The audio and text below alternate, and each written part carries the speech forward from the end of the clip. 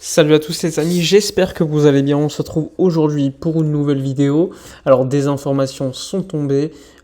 Évidemment, juste avant, on revient sur la grande victoire du FC Barcelone ce week-end contre le FC Séville à Sanchez-Pizjuán, victoire qui nous a permis de confirmer les dernières performances. Donc ça fait plaisir.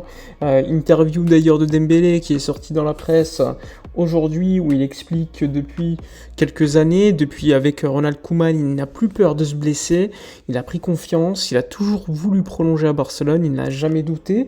Il avait d'ailleurs dit à son agent qu'il voulait négocier qu'avec Barcelone, qu'il n'y avait pas de préaccord avec signé avec un autre club. Ça, je peux en douter.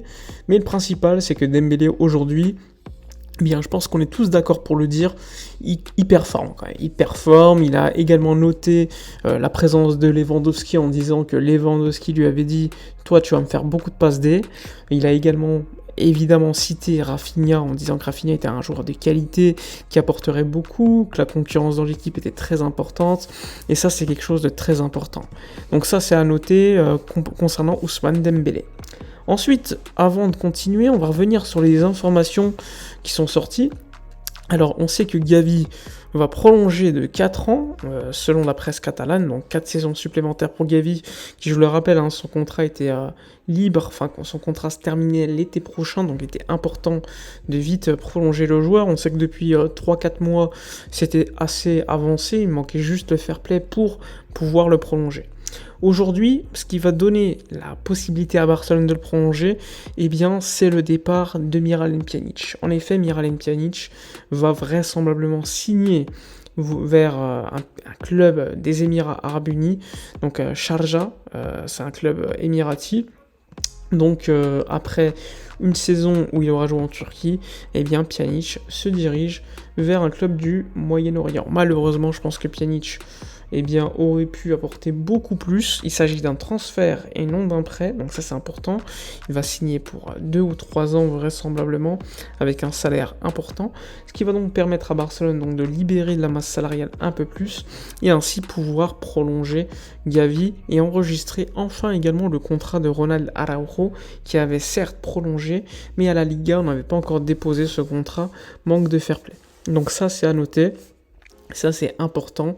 Ça va se passer lors des prochains jours. Donc, Miralem Pjanic quitte le FC Barcelone après 3 saisons, dont une seule où il aura joué véritablement à Barcelone. La première avec Ronald Koeman, qu'il avait vite placardisé à raison ou à tort. Chacun se fera son avis. La deuxième en prêt en Turquie. Et la troisième, eh bien, il ne l'a pas eu puisqu'il part directement aux Émirats Arabes Unis. Donc encore une fois, un transfert, rappelez-vous, très très cher à l'époque, c'était un échange avec Arthur Melo pour évidemment équilibrer les comptes, c'était une stratégie, une manœuvre on va dire un petit peu malhonnête de la part d'une board de Bartomeu pour maquiller les comptes et maximiser la plus-value avec Arthur, sauf qu'ensuite l'amortissement d'un Pjanic qui avait coûté pas mal d'argent, eh bien tu te le prenais dans les dents pour pas mal de saisons. Donc ça c'est à noter, on va se débarrasser malheureusement, je sais que pas mal de gens aiment pas quand je dis débarrasser, mais c'est juste un abus de langage, je respecte Miralem Pjanic, donc on va faire partir le joueur ancienne star quand même de Serie A, il faut pas l'oublier, alors que je pense qu'il aurait pu donner beaucoup plus à Barcelone, il faut pas l'oublier, c'était quand même l'un des meilleurs milieux du monde à son époque. Ensuite, on est passé sur Gavi, sur Dembélé, sur Pjanic. On va arriver sur le prochain match de Ligue des Champions contre le Viktoria Plzen. Ce sera mercredi. Alors beaucoup de gens sont assez confiants, c'est assez logique, je vais pas leur dire de ne pas être confiants, vu qu'on est le Barça, vu l'effectif qu'on a. On est au Camp Nou. Néanmoins, Viktoria Plzen, c'est 12 matchs cette saison, 10 victoires, 2 matchs nuls. Alors oui, ils affrontent pas non plus des grosses équipes, on est d'accord. Ils ont célébré le fait d'être dans le groupe du Barça, du Bayern, de l'Inter. Mais attention à l'excès de confiance. Attention à celui-ci. Le Barça pourrait même faire tourner. Lewandowski serait titulaire, mais les ailiers, eh bien, ça pourrait tourner. On parle beaucoup de la présence de Ferran Torres pour qu'il reprenne confiance, possiblement Ansu Fati. Un milieu de terrain avec Frenkie ou Gavi, ou Kessié. Donc, à voir. Ça va faire tourner. Eric Garcia, vraisemblablement, ne jouera pas ce match aussi. Donc, je ne serais pas non plus surpris que le FC Barcelone gagne le match avec beaucoup d'écart. Je pense que c'est important également de mettre de l'écart pour la différence de but. mais gare à l'excès de confiance. Je me rappelle de matchs contre le Dynamo l'année dernière, même si on avait un effectif différent, on était censé être supérieur, eh bien on a beaucoup galéré. On a beaucoup galéré contre cette équipe, même à domicile. Donc respectons les adversaires, et on verra ensuite. Donc ça c'est important. D'ailleurs dans les commentaires, n'hésitez pas à me dire le 11 que vous mettriez en place pour ce match, c'est important. Pour en revenir à Gavi, j'ai oublié de vous citer également qu'il allait prendre le numéro 6, qui était détenu jusqu'alors par Riqui Puig. Bon, ça n'a pas été un franc succès pour Riqui Puig d'avoir ce numéro 6, mais bon, Gavi, espérons qu'il aura beaucoup plus de succès avec ce numéro. Donc Pedri numéro 8, Gavi numéro 6, ça fait quand même plutôt rêver, des joueurs qui ont 18-19 ans, qui ont déjà de tels maillots, sans oublier en dessous qu'il y a le numéro 10, franchement, on peut dire que le club leur fait quand même énormément confiance. Et ça, c'est quand même une chose importante pour le FC Barcelone qui a besoin de faire confiance à des jeunes pour, à mon avis, revenir devant la scène européenne à un bon niveau. Ensuite, pour finir, pour terminer cette vidéo, comment ne pas parler d'un sujet comme celui-ci, je pense que c'est un sujet assez important, c'est la gestion du milieu de terrain qu'il y aura lors des prochaines semaines.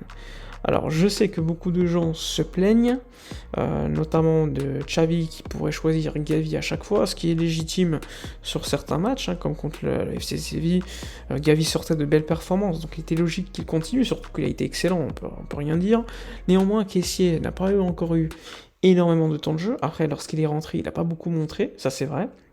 Frenkie de Jong sortait d'une mauvaise performance en numéro 6 à la Real Sociedad, mais globalement, lorsqu'il rentre, je le trouve plutôt intéressant, que ce soit contre Valladolid ou même contre le FC Séville, il aurait pu marquer 1 ou 2 buts, il a eu les occasions.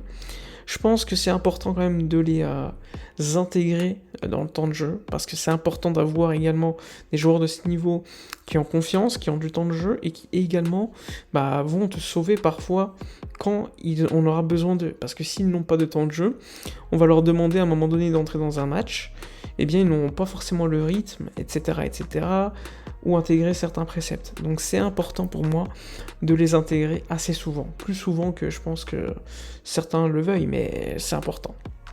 Enfin bref, voilà pour la vidéo. N'hésitez pas d'ailleurs de parler de ce sujet du milieu de terrain, même des ailiers, parce qu'Ansu Fati n'a pas beaucoup joué encore une fois, Ferran non plus, qui, on va dire, n'y arrive pas en ce moment. Mais bon, ça peut tourner assez rapidement dans le foot, il faut pas l'oublier, ça reste des très très jeunes joueurs. Enfin bref, fin de la vidéo, dites-moi dans les commentaires ce que vous avez pensé des infos. N'oubliez pas, comme d'habitude, à vous abonner, c'est très important. N'oubliez pas de liker, commenter et partager. Moi je vous dis à la prochaine, et d'ici là, comme d'habitude, portez-vous bien.